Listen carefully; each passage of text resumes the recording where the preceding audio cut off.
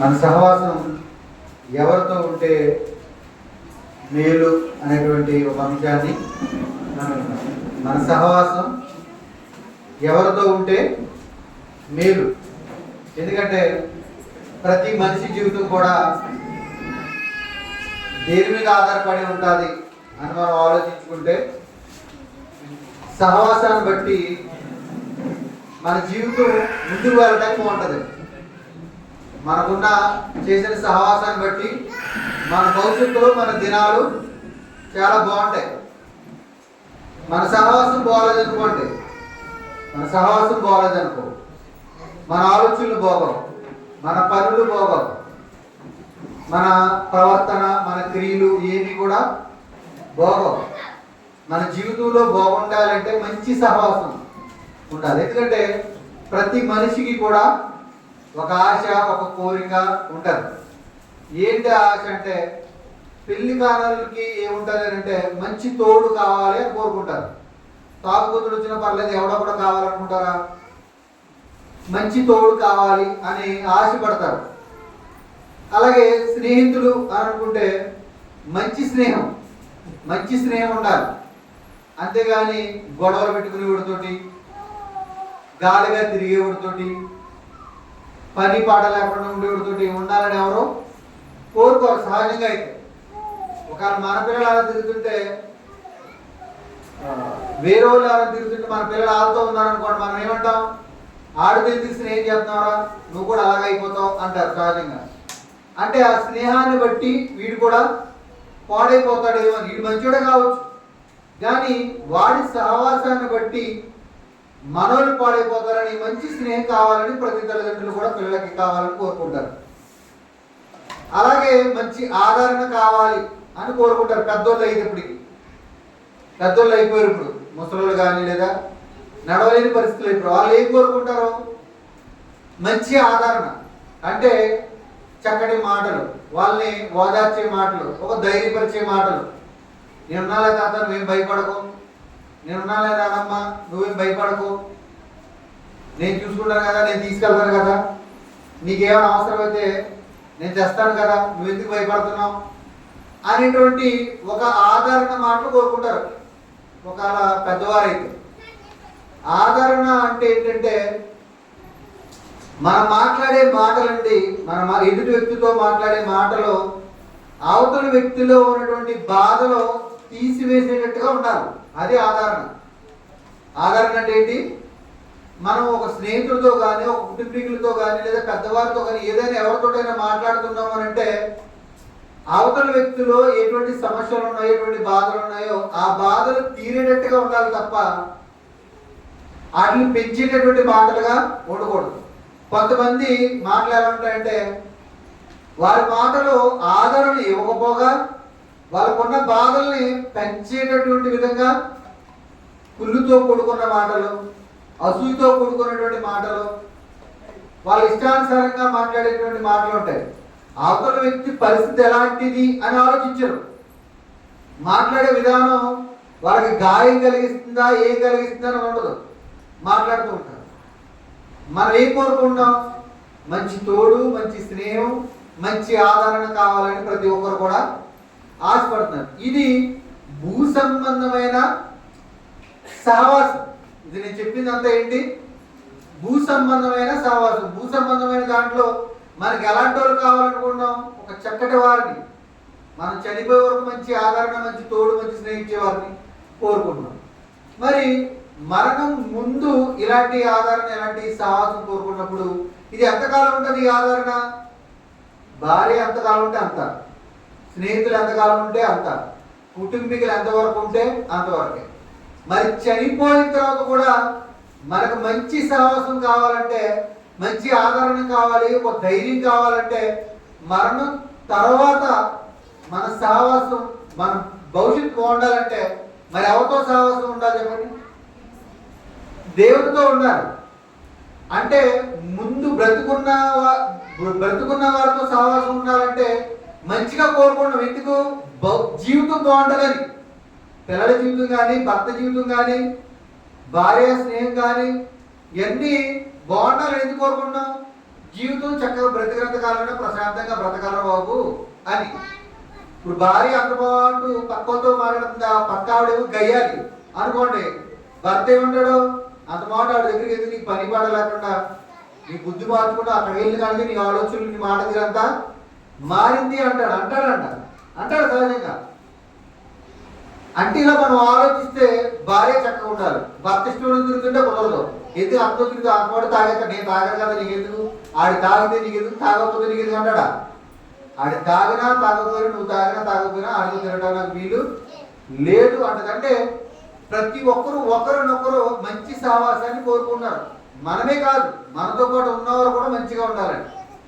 మరి ఇలా ఆశపడినప్పుడు మరి పరలోక మరణం తర్వాత కూడా ఒక మంచి సహవాసం మనకు, మంచి తోడు, మంచి ఆదరణ, మంచి ప్రేమ మనకు కావాలంటే ఎవరి సహవాసం కావాలో ఒకసారి చూద్దాం. చూడండి ఒకసారి. మొదటి యోహాను అపోస్తుడైన పౌలు గారు మొదటి యోహాను పత్రిక 1వ అధ్యాయము. అందరూ మనసున్న వాళ్ళు, బైబిల్ ఉన్న వాళ్ళందరూ కూడా మనసు పెట్టి మరి వచనాలు చూడాలని మీకు తెలియపరుస్తున్నాను. మొదటి యోహాను 1వ అధ్యాయము 3వ వచనం కానించి నేను చదువుతాను, మనసు పెట్టించాలి అందరూ కూడా. మొదటి యోహాను 1వ అధ్యాయం 3వ వచనం. మాతో కూడా మీకును, అంటే అపోస్తలుడైన యోహాను గారు అన్నారు సంఘంతో, మాతో కూడా మీకును సహవాసము కలుగునట్లు మేము చూచిన దానిని వినిన దానిని మీకు తెలియజేయుచున్నాము. వాళ్ళు ఏమైతే చూసారో ఏమైతే విన్నారో అవి మీకు తెలియపరుస్తున్నాం. మేమైతే ఏ సహవాసంలో ఉన్నామో ఆ సహవాసాన్ని మీరు కూడా మాతో ఉండాలని మీకు తెలియపరుస్తున్నాను అని చెబుతూ ఇక్కడ మాట్లాడినాడు. మన సహవాసం అయితే తండ్రితో కూడాను ఆయన కుమారుడైన యేసుక్రీస్తుతో కూడాను ఉన్నది.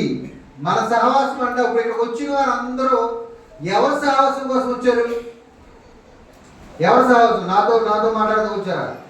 నా మాటలు వింటా వచ్చారా? లేదండి. ఒకరొకరు అందరూ ఒకసారి కలుసుకుందాం, సోమవారం నుంచి శనివారం వరకు ఎక్కడెక్కడో ఉంటాం, ఆదివారం అందరూ ఒకసారి కలుసుకుందాం అని వచ్చామా? లేదండి. ప్రతి ఒక్కరూ కూడా సంఘానికి ఎందుకు వెళ్ళాలి అని అంటే ఏదో జీవన్ గారు వస్తున్నారు, పౌలు గారు వస్తున్నారు, సత్యం గారు వస్తున్నారు, అందరూ వెళ్తున్నారు, నేను వెళ్ళకపోతే బాగోదు, నేను ఎక్కడైనా దారిలో కనపడితే అడుగుతారు, ఇలాంటి చెత్త ప్రశ్నలు బుర్రలో పెట్టుకోకూడదు. ఈయనేమని అనుకుంటాడేమో, అడుగుతాడేమో. ఎవడు అడిగినా అడగకపోయినా నీకు నష్టమేమీ కాదు, కానీ దేవుడు అడిగితే మాత్రం నీకు నష్టమే. ఆయన అడిగేదాకా తెచ్చుకుంటాను. మేమేమో ఒకసారి అడుగుతాం, వదిలేస్తాం. కానీ దేవుడు అన్నాడు, ఎవరితో సహవాసం చేయడానికి వచ్చాం మన గుడికి? దేవుడితో సహవాసం చేయడానికి వచ్చామండి. మరి దేవుడితో సహవాసం అంటే ఏంటి అసలు? ఒక ఎమ్మెల్యే గారి దగ్గరికి వెళ్ళాలంటే ఆయన 8ంటికి వెళ్ళిపోతాడంటే చాలా మంది సెటిల్మెంట్ల కోసం ఆశపడే వాళ్ళు 8ంటికి వెళ్తారు తెలిసి ఆయన దగ్గరికి. 6ంటికి వెళ్ళి కూర్చుంటారు ఆయన లెక్క ముందే. 8ంటికి బయటికి వెళ్ళిపోతాడని తెలిసినా 6ంటికి వెళ్ళి కూర్చుంటారు. ఎందుకో తెలుసా?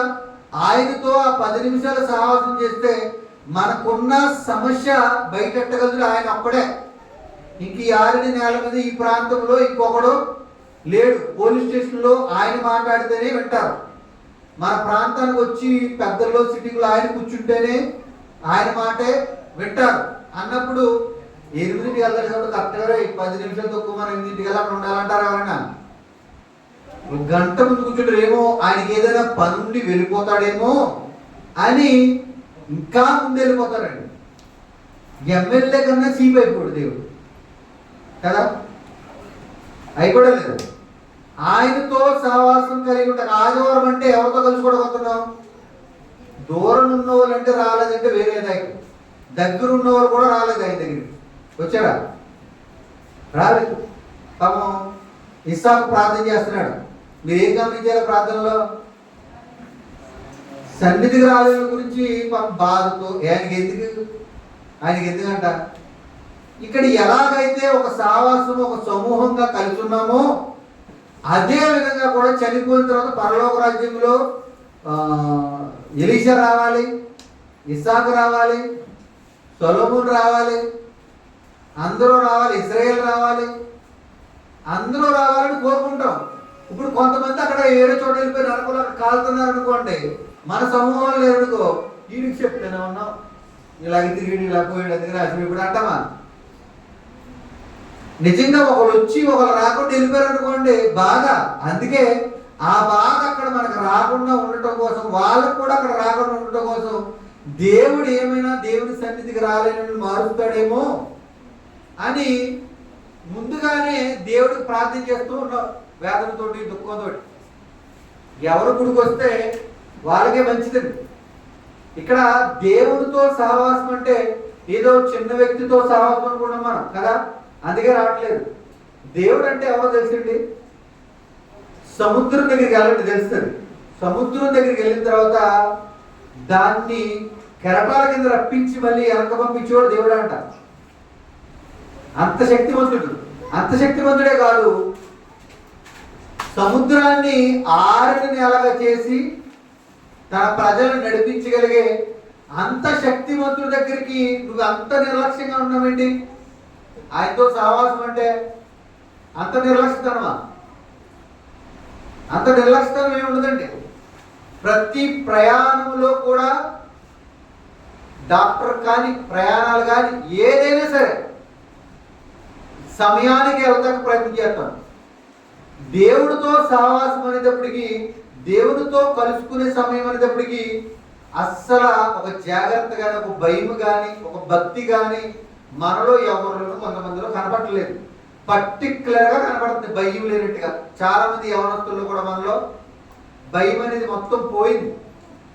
మునుపటువంటి భయం కానీ, మునుపటువంటి భక్తి కానీ, మునుపటువంటి శ్రద్ధ కానీ, మునుపటువంటి ఆలోచనలు కానీ, దేవుడంటే ఆసక్తి కానీ, దేవుడి మందిరానికి వెళ్ళాలనే ఆలోచన కానీ ఈరోజు మనలో తరిగిపోతూ వస్తుంది.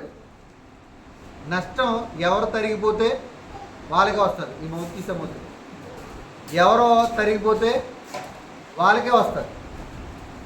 దయచేసి గమనించండి, దేవుడు అంటే ఏదో చిన్నోడితో కలుసుకోవటం లేదండి. మనం ప్రపంచ లోకాల్లో తన నోటి మాటతో కలిగించిన కన్న తండ్రితో మనం ఉంటున్నాం. కన్న తండ్రితో ఉంటున్నాం. ఈ సమస్త లోకాలని నోటి మాటతో కలిగించాడు ఆయన. అంత శక్తిగల దేవునితో నువ్వు కలుసుకోవడానికి దేవుడు వచ్చి ఎంతసేపు అయింది, మనం ఎంతసేపు ఉన్నాం, ఇంకా అక్కడే తిరుగుతున్నారు. భయం ఉండాలండి. ఎందుకు ఈ మాటలు చెప్తున్నాడో, దేవుడు ఎందుకు ఈ మాటలు వినిపిస్తున్నాడో గమనించాలి. దయచేసి దేవునితో సహవాసం అంటే ప్రపంచ శక్తిమంతుడు. ఆయన ఏమైనా చేయగలడు. ఏం చేయగలుగుతాడు? చంపగలుగుడు, చనిపోయిన వారిని తిరిగి లేపగలుగుడు. అంత శక్తిమంతుడు ఆయన. డాక్టర్ ఏడింటి అంటే 6:30కి వెళ్ళి కూర్చుంటావు, 7ంటికి వెళ్ళిపోతాడో, సాయంకాలం ఇంటికి వెళ్తావు, 7ంటికి వెళ్తావు, 5ంటికి వెళ్ళి కూర్చుంటావు. అక్కడ వెళ్ళిపోయాక ఎందుకు ఫస్ట్ సీట్ మందే ఉండాలి. ఎవరు ఉండాలి? First seat. వాడు బతికిందాడా?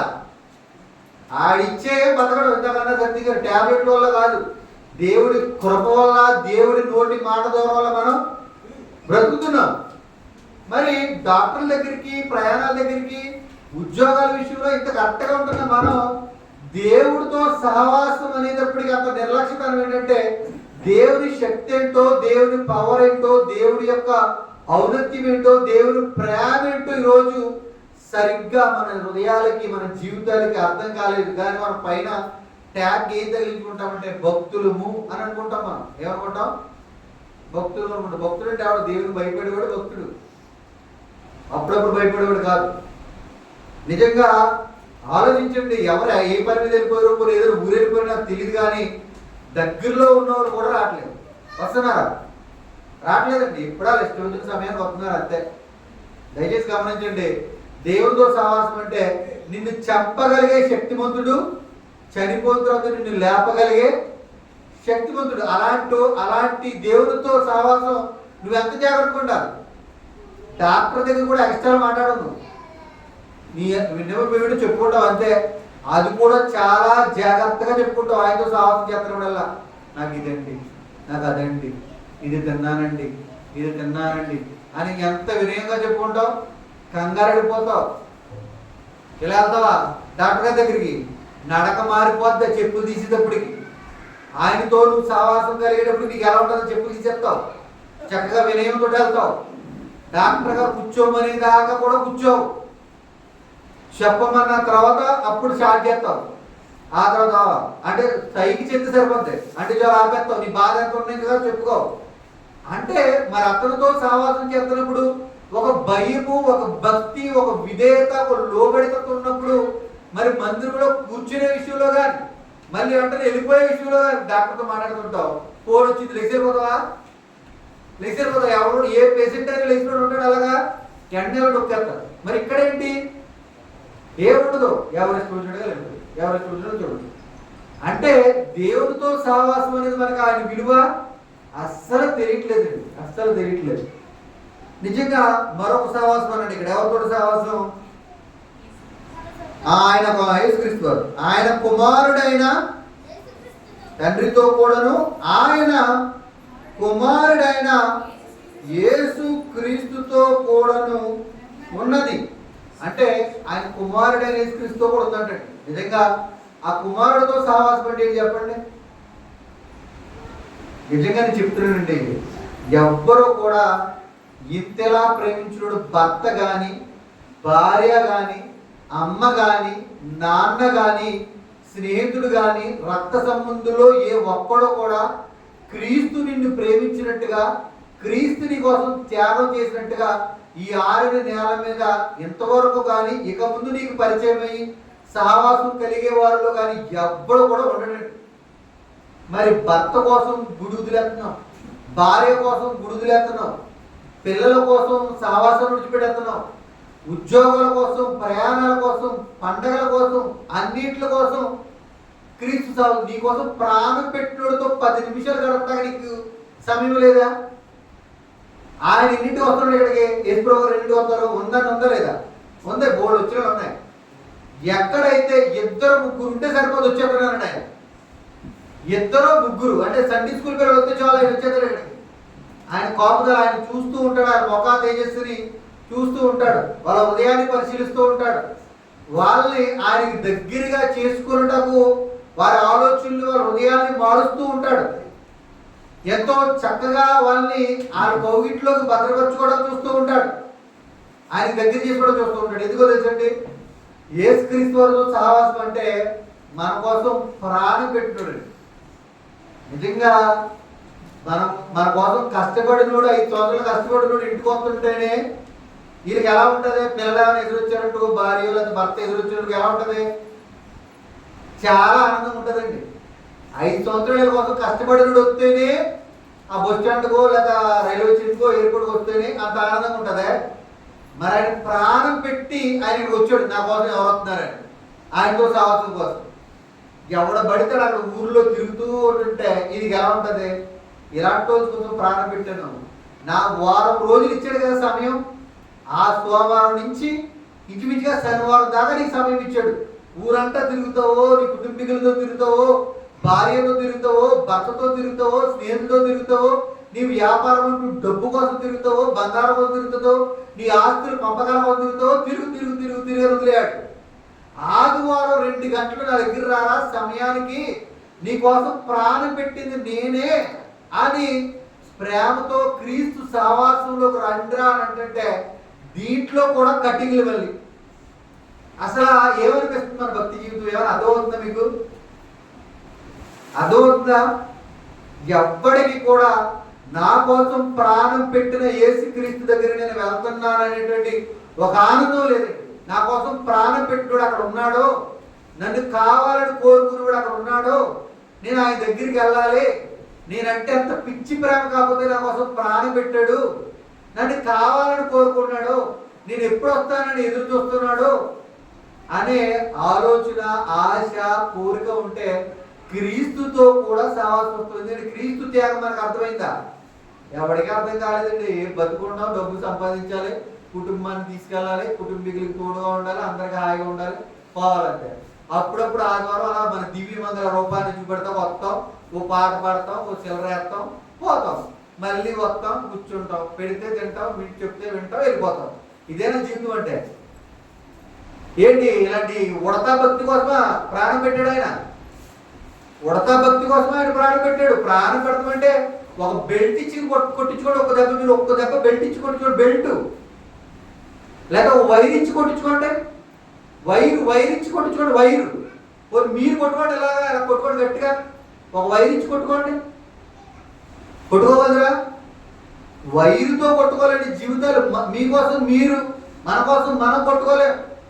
అలాంటిది మన కోసం అన్ని దెబ్బలు తిన్నాడో, ఇప్పుడు నేను వెళ్తే నా కోసం అక్కడ ఎదురు చూస్తున్నాడో అని ఆశతో రావాలని ఎవ్వడికే లేదండి. అది నేను క్రీస్తుతో సహవాసం, దేవునితోనూ, నన్ను పుట్టించిన దేవుడు వస్తున్నాడు అక్కడికి. ఆదివారం బోడొచ్చులు నేను మందిరానికి మీరు రాకముందే నేను వస్తున్నాను ఉన్నాయి కూడా ఆమోష గ్రంథంలో. నేను మీ మధ్యన ఉంటాను, మీతో ఉంటాను, ఎక్కడైతే ఇద్దరు ముగ్గురు ఉన్నారో వాళ్ళ మధ్యన ఉంటాను.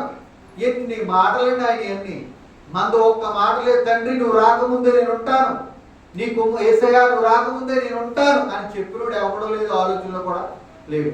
ప్రసంగం డైరీకి వెళ్ళి కూర్చులే, ఇంకా పాటలు పాడుతుంటే అక్కడక్కడక్కడ తిరుగుతాడు. అదవుతుందా? దయచేసి గమనించండి, ప్రతి ఒక్కరు కూడా మనకలా క్రీస్తులా ప్రేమించండి. భక్తిగా ఉన్నాడో చూడొకసారి. సరిగ్గా నువ్వు పూట వండకపోతే ఖచ్చితంగా బూతులు పెడతాను నేను. రెండో పూట కూడా వండలేదంటే ఆయన అంటే ఏంటో చూపెడతాడు. అప్పుడు పిల్లలకు నువ్వు సరిగ్గా వండకపోతే ఏంటి మరి, పొద్దునుంచి ఇంట్లో పంపలోని ఏం వండలేనప్పుడు వీడేదో కష్టపడి సంపాదించినట్టుగా ఫీలింగ్ ఇచ్చేస్తాడు. అక్కడ ఏదో అమ్మ కోసం నాన్న కోసం బతుకుతున్నట్టుగా. సరిగ్గా పూట ఆపేయండి, వాళ్ళ ప్రేమ ఏంటో మీకు తెలుస్తుందండి. వాళ్ళు కూడా తెత్తం ఆపేయండి, అప్పుడు మీ ప్రేమ ఏంటో వీళ్ళకి అర్థమవుతుందండి. అందరికీ అర్థమవుతుంది. ఎప్పుడు మంచోడు కాదండి, సమయం రావట్లేదు కనుక అసలైన ప్రేమ రావట్లేదు. దేవుడు ఇచ్చిన కృపను బట్టి అన్ని బాగున్నాయి కనుక ప్రేమ పొందుతుంది. ఒక్కో చోట ఆపేయండి అన్ని రావాల్సిన లావాదేవీలు, అప్పుడు తెలుస్తుంది అసలు ప్రేమ అని. అది ప్రేమ అంటే. ఏ లోటులో ఉన్నా, ఏ పరిస్థితులు ఉన్నా ఓపిక తెచ్చుకుని చూపించే ప్రేమ, అలాంటిది క్రీస్తుదండి. మనం మంచోళ్ళమని ప్రాణం పెట్టలేదు, చెడ్డోళ్ళమనే ప్రాణం పెట్టాడు. మారతారని నమ్మకం అంతే. నా ప్రేమ తెలిస్తే, నా గురించి తెలిస్తే, నా త్యాగం తెలిస్తే నా కోసం గురించి బ్రతుకుతారు అని ఒక ఆశ అండి, ఆశ. చూడండి ఇంకోసారి అసలు ఈ సహవాసం ఎంతవరకు ఉండాలి అని చూస్తే 1 కొరింథీ ఇంకా కింద మంచి ఉంది ఆ కింద చదవండి. చూడండి, ఈ సహవాసంలో ఉండే సంతోషం అంట. చూడండి, మన సహవాసము తండ్రితో కూడాను ఆయన కుమారుడైన యేసుక్రీస్తుతో కూడాను ఉన్నది. 4వ వచనం, మన సంతోషము పరిపూర్ణమవుటకై మేము ఈ సంగతులను వ్రాయుచును. అంటే ఈ సహవాసంలో ఉంటే, ఈ సహవాసంలో సంతోషం ఏమవ్వాలంట? పరిపూర్ణం అవ్వాలంటండి, పరిపూర్ణం అవ్వాలంట. ఏది ఏ సహవాసం పరిపూర్ణంగా ఉంటుంది చెప్పండి మనకి? ఏ ఏ ఏ సహవాసం సంతోషంగా ఉంటుంది? పరిపూర్ణం అంటే ఏంటి తెలుసా? సమృద్ధిగా, చివరి వరకు, చనిపోయే వరకు, నువ్వు ఉన్నంత వరకు సమృద్ధిగా నీకు సంతోషం ఉంటుందంట. ఎవరి సహవాసం? భార్య సహవాసమా, స్నేహితుల సహవాసమా, భర్త సహవాసమా, కుటుంబీకుల సహవాసమా, డబ్బు సహవాసమా, బంగారం సహవాసమా, ఆస్తుల సహవాసమా? ఏ సహవాసంలో నీకు పరిపూర్ణమైన సంతోషం ఉంటుందని చెప్తున్నారు అపోస్తలులు. దేవునితోనూ క్రీస్తుతో ఉండే సహవాసం నీకు సంపూర్ణంగా ఉంటుంది. నువ్వు ఆశపడే సహవాసం తాత్కాలికమైనది, ఇది సంపూర్ణం కాదు అని చెప్తున్నాడు. కానీ మనము ఏ సహవాసం కోసం ఎక్కువసేపు టైం వేస్ట్ చేస్తాం? భార్య భర్తలు మాట్లాడుకోవాలన్నా, స్నేహితులు గంటలు అక్కడ ఏం టైం ఉంటుందా? 12 అయిపోద్ది ఒక రాత్రి 1 గంట అయిపోద్ది, 12, 2 అయిపోద్ది అన్నం తినం, అయినా మాటలు. అదే ఇక్కడ 12:30 మీటింగ్కి అంటారు మనోరు. మరి పనికిరాని ముచ్చట పెడుతున్నావు లోకంతో, అప్పుడు టైం గుర్తొచ్చిందా? లేదు. అంటే ఇక్కడే కాదు, ప్రతి సంఘం కూడా అంతే. ముగించాలే, టైం అవుతుంది ఇక్కడ అంటారు పెద్దలు. ఈ సంఘమే కాదండి, అన్ని సంఘాలు. దేవుడితో సహవాసం కన్నా ఒక 10 నిమిషాలు అరగంట లేట్ అయితే ఎక్కడైనా సభల్లో కానీ ఆరాధనలో కానీ ఎవ్వడికే ఇష్టం ఉండదండి. కూర్చున్నామంటే కూర్చున్నాం అంతే. నిజంగా విశ్వరూపాలు చూడండి, టైం దాడితే తెలుస్తుంది సంఘపత్రం. అవునా కాదా? పెద్దల రూపం ఎప్పుడు తెలుస్తుంది? సహవాసం టైం అరగంట లేట్ అయితే పేగులు కారిపోతాయి, బుడిదైపోతాయి, లోపల బుడిదైపోతాయండి. ఏమమ్మో మైండ్ పనిచేయదు. ఎందుకంటే మనసు అక్కడికి వెళ్ళిపోయింది కనుక. ఆ సహవాసం కూడు సహవాసం కోరుకున్నాం కనుక. దయచేసి గమనించండి, ఒకరోజు పొరపాటు జరిగిన రెండో రోజు అదే అలాంటి పొరపాటు జరగకూడదండి. ఈ సంతోషం పరిపూర్ణంగా ఉండేటటువంటి సంతోషం కనుక క్రీస్తు సహవాసంలో దేవుని సహవాసం ఉంటా చూద్దాం. ఈ పరిపూర్ణంగా ఉండాలి, ఈ ఆనందం, ఈ సంతోషం, ఈ సహవాసం అని అంటే ఎంతవరకు ఉండాలో చెప్తున్నాడు చూడండి ఒకసారి. 1 కొరింథీ 1వ అధ్యాయము 8-9 వాక్యాలు చదువుతాం మనం. అందరూ తీయాలి బైబిల్ ఉన్న వాళ్ళు. 1 కొరింథీ 1వ అధ్యాయము 8వ వచనం 9వ వచనం.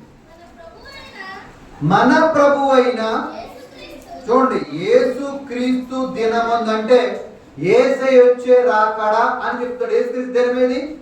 యేసై వచ్చే రాకడా అనుకుందాం. మీరు అప్పటి వరకు నిరపరాధులై ఉండునట్లు. ఎప్పుడు దాకా?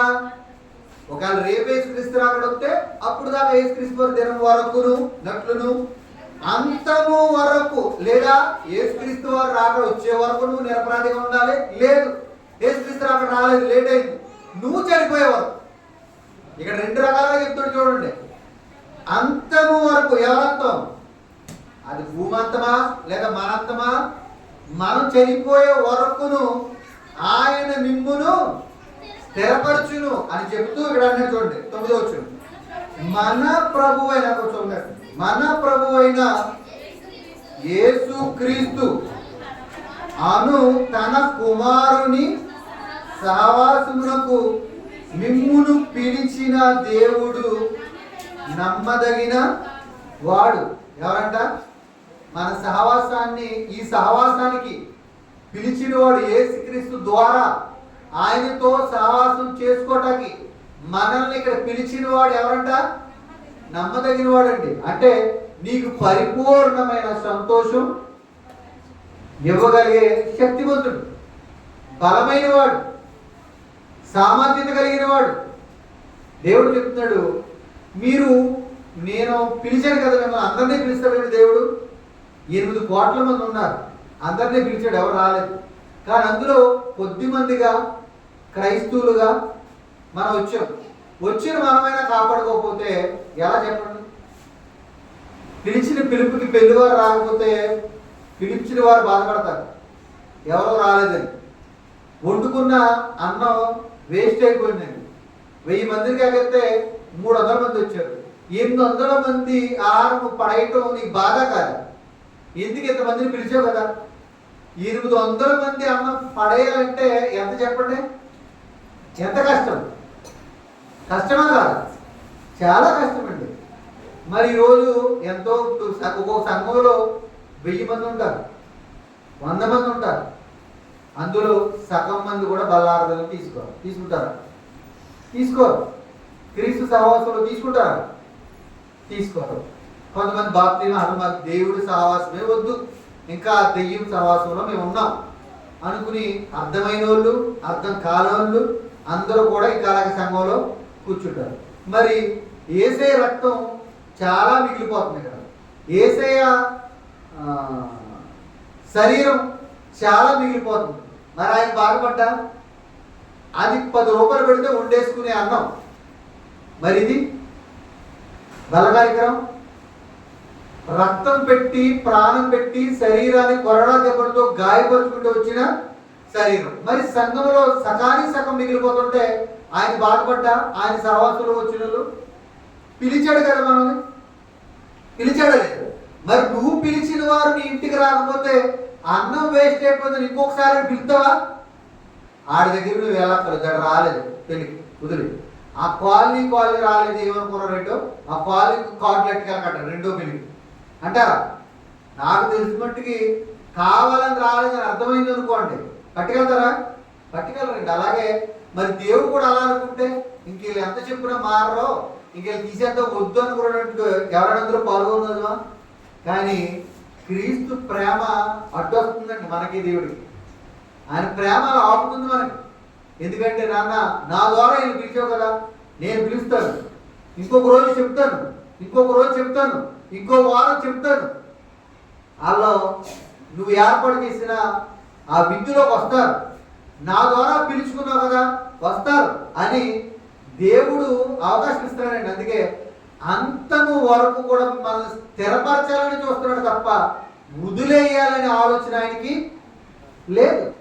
క్రీస్తు సహవాసం అంటే చక్కగా బల్లారంలో పాల్గొనే భాగ్యం ఇచ్చాడు, పిలిచాడు మనల్ని. చాలా మంది గుడికొచ్చారు, ఇందులో అందరూ దేవుడు పిలిచిన పిలుపులు కాదు.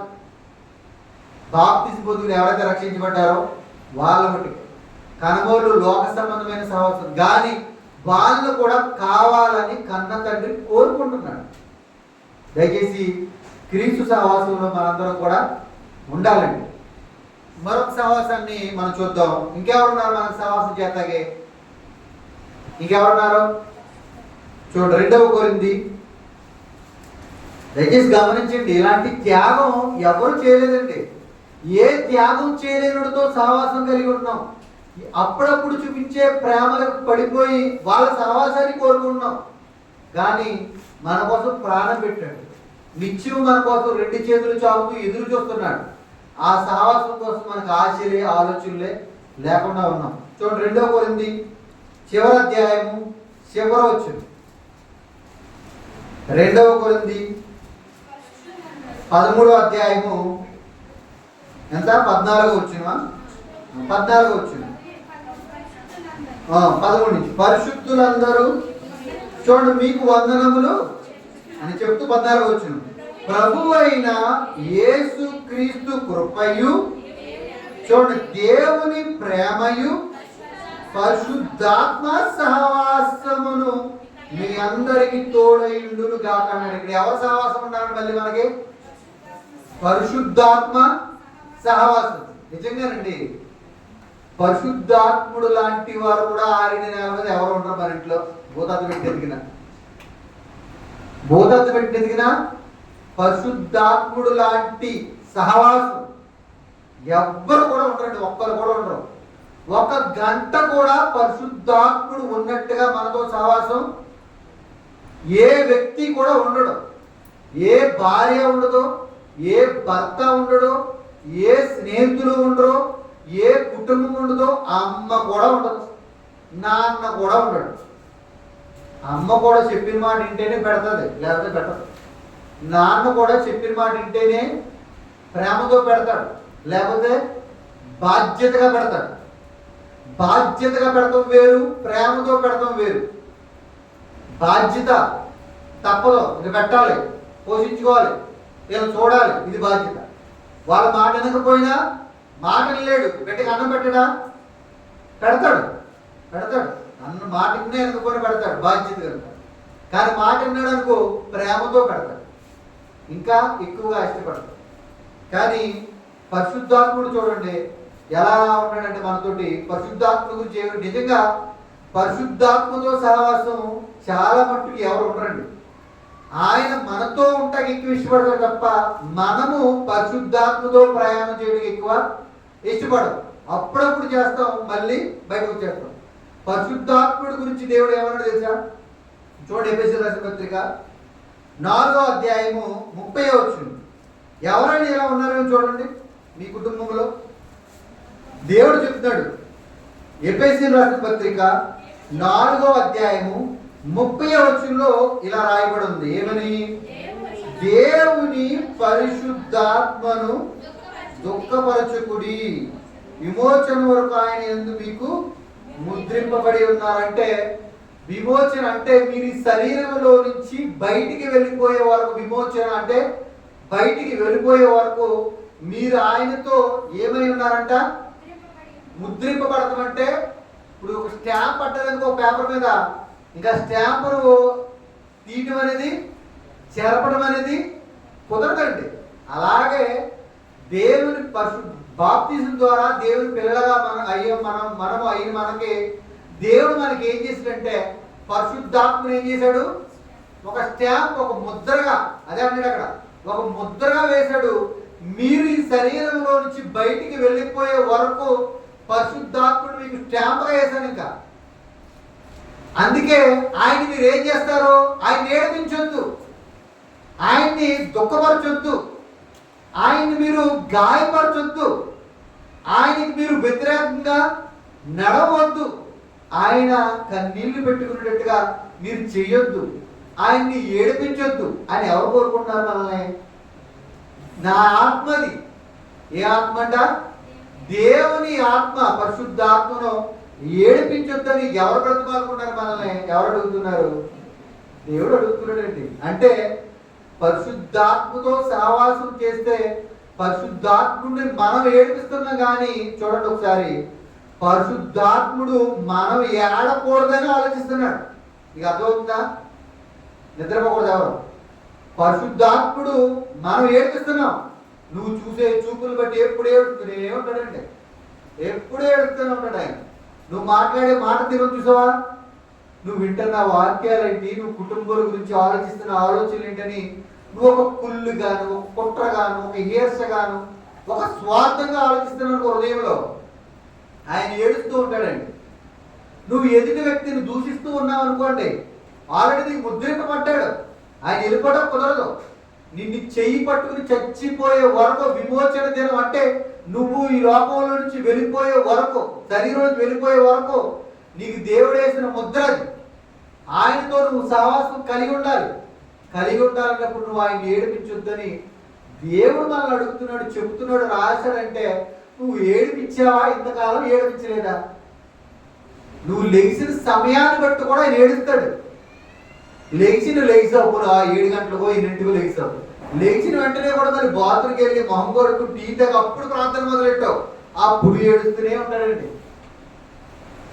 ఏదో వచ్చావు, ఓ చంద్రబాబు 2 వచ్చినాడు 4 వచ్చినాడు, ఎక్స్ప్రెస్లో చదువుతారండి, ప్రార్థన చేస్తారు, కాపాడు వందనాలు, ప్రార్థన కాపాడు, అందరినీ కాపాడు, ఇస్తున్నాడు వందనాలు. ఇది అలా పరిశుద్ధాత్ముడు ఎలా ఉంటాడు చెప్పండి?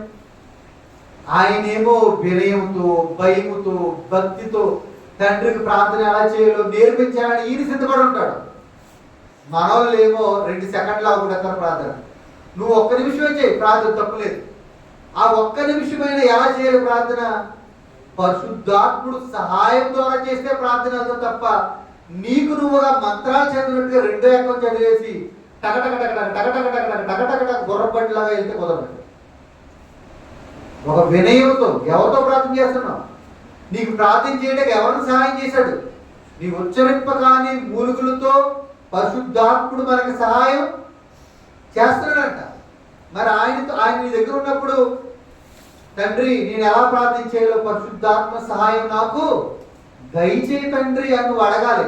అప్పుడు పరిశుద్ధాత్ముడు ప్రభువు మనకి సహాయం చేస్తాడు. అప్పుడు నీ ప్రార్థన చక్కగా, మృదువుగా, స్మూత్గా, చక్కగా వస్తుంది. నీ ప్రయాణం కోసం ప్రార్థన దేవుడి కోసం వద్దు, నీ ఆత్మ కోసం వద్దు, పక్కడి కోసం వద్దు, నీ పిల్లల ఆత్మల కోసం వద్దు, నీ ఉద్యోగం కోసం, నీ డబ్బు కోసం, నీ ఆరోగ్యం కోసం, నీ అవసరాల కోసం. మరి దేవుడి కోసం, దేవుడి గూర్చి ప్రార్థన చేస్తేనే అది నీకు తోడు. అంటే పరిశుద్ధాత్ముడిని మనం ఏడిపిస్తున్నా పరిశుద్ధాత్ముడు మనల్ని ఏడిపించకూడదని ప్రతి క్షణము కూడా కాపలా కాస్తూ, ఎక్కడ నువ్వు రాలిపోకుండా నిన్ను కాపాడుతూ, కంచి వేస్తూ నీకు తోడుగా ఉన్నాడండి. ఇలాంటి సాహసం ఎక్కడుంటో చెప్పండి. నువ్వు 1 నిమిషం భార్యని ఏడిపించు, భార్యని ఏడిపించకపోతే ఉన్నాడు. భర్తను నువ్వు ఎలా ఏడిపించు, ఒక్కసారి ఏడిపించు, రెండోసారి నీ భర్తని ఏడిపించకపోతే అప్పుడు చూడు నీ ప్రేమ అంటుంది, ఆయన ప్రేమ అంటుంది. పిల్లలకు నువ్వు చెప్పిన మాటని కూడా వాళ్ళు ఏడిపించు, కోపంతో మాట్లాడు, వాళ్ళ కోపం చూపించకపోతే అప్పుడు అడుగు, నీ మనసు అడుగు, ఈ టైపా. కానీ పరిశుద్ధాత్ముడు నేను ఎన్నిసార్లు ఏడిపించాను, పరిశుద్ధాత్ముడు నేను ఎన్నిసార్లు దుఃఖపరిచాను, ఒక్కసారి కూడా ఆయన మాట వినలేదే. మరి ఇన్నిసార్లు ఆయన ఏడిపించాడు, ఒక్కసారి కూడా నేను కాదనుకోలేదు. ప్రతి క్షణము నేను చూస్తుంటే నాతో మాట్లాడుతున్నాడు, ప్రతి క్షణము నేను తప్పుగా బ్రతుకుతుంటే నాతో మాట్లాడుతున్నాడు, ప్రతి క్షణము అడుగులు తప్పుడడుగులు పడుతుంటే ప్రతి క్షణము అడుగులు తప్పుడడుగులు మార్చుకోని చెప్తున్నాడు. ఆత్మీయ జీవితంలో పడుకుంటే లేపుతున్నాడు, ప్రతి క్షణము ఏం చేయాలో పరిశుద్ధాత్ముడు తెలియపరచడం లేదా? ఇది బాప్తిజం పొందుకున్న వారికి మట్టుకే ఉంటుందండి పరిశుద్ధాత్మ. కనమవారికి అంతరాత్మ ఉంటుంది, అది దేవుడు పెట్టిన ఆత్మ, అంతరాత్మ అంటాం కదా. అంటే ఒక మంచి అది నువ్వు జయించవచ్చు, జయించకపోవచ్చు. ఇది కూడా నువ్వు జయించలేవు, కానీ పరిశుద్ధాత్ముడు నీకు సహాయం చేస్తాడు. అలాంటిటప్పుడు ఆయన పక్కన పెట్టావనుకో ఆయన ఏడుస్తాడు. అందుకే అన్నాడు పరిశుద్ధాత్ముడిని నువ్వు దుఃఖపరచొద్దు అంటున్నాడు. దయచేసి మనం గమనించండి, ఎలా ఉందాం మనం పరిశుద్ధాత్మను ఏడుకుందామా? క్రీస్తు త్యాగాన్ని కాదని ఆయన సహవాసానికి ఎప్పుడో మన స్టూడెంట్ వద్దామా? లేదండి. దయచేసి అందరం కూడా ఇంకా ఉంది, మనం వచ్చే వారం దీన్ని మనం కంటిన్యూ చేస్తున్నాం. నెక్స్ట్ భాగంగా మనకు సమయం అయిపోయింది కనుక మనం ఇంతవరకు ఎవరి సహవాసాన్ని చూసాం? తండ్రి సహవాసం. ఆయన చాలా సర్వశక్తివంతుడు. అలాంటి అతనితో సహవాసం అంటే చాలా జాగ్రత్తగా ఉండాలి. 2, క్రీస్తుతో సహవాసం. మన కోసం ఈ భూమి మీద ప్రాణం పెట్టిన వారు ఎవరో కూడా లేరు. అలాంటి అతను మన కోసం ఇక్కడ ఎదురు చూస్తున్నాడు. అలాంటి సహవాసం. పరిశుద్ధాత్ముడు సహవాసం అంటే మన కోసం ప్రతి క్షణము కూడా పరితపిస్తూ మనల్ని కన్న తండ్రి అయిన దేవుడి దగ్గరికి నడిపించడానికి ప్రతి క్షణం ఆయన బాధపడుతూ, ఆయన దుఃఖపడుతూ, ఏడుస్తూ, మన చూపుల్ని అదుపులో పెడుతూ, మాటల్ని అదుపులో పెడుతూ, ఆలోచనల్ని అదుపులో పెడుతూ, మన ప్రయాణాన్ని, మన నిద్దటిని, మన సమస్తాన్ని అదుపులో పెడుతూ చక్కగా నడిపిస్తున్న ఒక నాయకుడు అండి ఆయన, పరిశుద్ధాత్మ ప్రభువు. అలాంటి పరిశుద్ధాత్ముడు కూడా నువ్వు ఏడిపించి బ్రతికే బ్రతుకు కనమా సహవాసం నీకేమైనా పరిపూర్ణమైన సంతోషాలు ఇస్తాయా? ఏవో నీ డబ్బు సహవాసం ఎక్కువ ఉండదండి అనుకుంటావు, చాలా బాధలు పడతావు. నీ ఆస్తి, నీ బంగారం, నీ కుటుంబం, ఈ సహవాసం నీకు లైఫ్ లాంగ్ ఆనందం ఇవ్వదు, శాశ్వతమైన ఆనందం ఇవ్వదు. ఈ ముగ్గురి సహవాసం పరిపూర్ణమైన సంతోషంలోకి నన్ను మనందరినీ నడిపిస్తాడు. కనుక నువ్వు ఏ సహవాసంలో ఎక్కువ ఉన్నావో ఆలోచించుకో. వచ్చి వారు ఇంకా మనం మంచి ఎలాంటి సహవాసంతో ఉంటే మనకి ఏం కలుగుతుంది, ఎలాంటి సహవాసంలో ఉండాలి, మన జీవితాన్ని ఎలా నడిపించుకోవాలి, మనం వచ్చేవారు మనం ఆలోచిద్దాం. శ్రద్ధగా వినే మీ అందరికీ కూడా ప్రభు పేరట నా వందనాలు తెలియజేస్తున్నాను.